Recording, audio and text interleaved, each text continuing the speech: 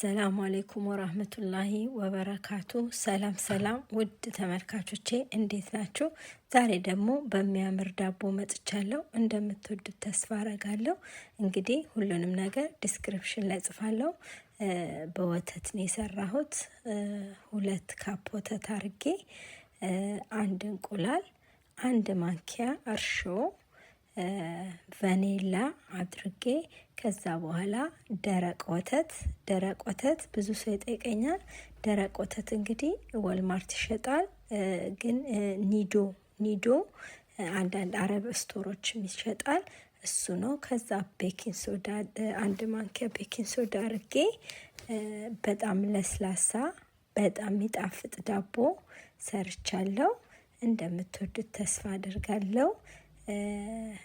ኢንሻአላህ እንግዲህ ቶሎ ፖስት ለማድረግ ሞክራለሁ። ግን ያው ላይክ ሼር ምናምን አልልም ካሁን በኋላ፣ ምክንያቱም ሰው ሲፈልግ ራሱ በሚደሰትበት ጊዜ ላይክ እና ሼር ያደርጋል ብዬ አስባለሁ።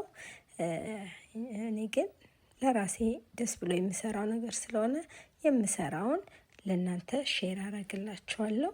እንግዲህ ሁሉንም ካረግን በኋላ እንደዚህ አርገን በደንብ እንበጠብጠውና 5 ካፕ ዱቄት አርጌ ከእጄ ላይ እስከሚላቀቅ ድረስ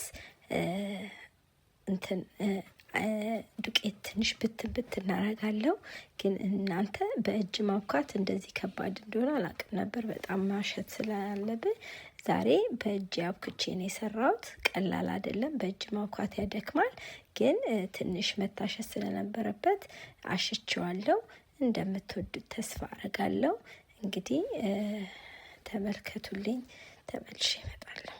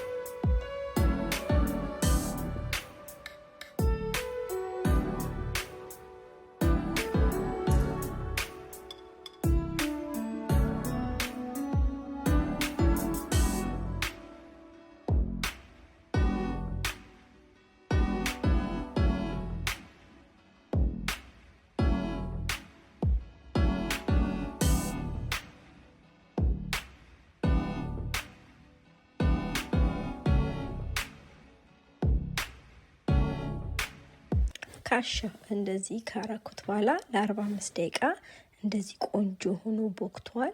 ውስጡ ለስላሳ ነው፣ ምክንያቱም ሲበስል ውስጡ ሶፍት እንዲሆን ለስለስ ያለ ዱቄት ማድረግ አለብን። ከዛ በኋላ እንግዲህ ይሄን ትሪ አርጌ ነበር። ትሪው ትንሽ እንትን ሲልብኝ እኔ ያሰብኩት በክብ በጎን ለማስቀመጥ ነበር ሊጡን። ግን ሊጡ ሳህኑ ትንሽ ተለቅ ስላለ በድቡልቡል አርጌ መጨረሻ ላይ በድቡልቡል ሰርቸዋለሁ። እንደምትወዱት ተስፋ አረጋለሁ።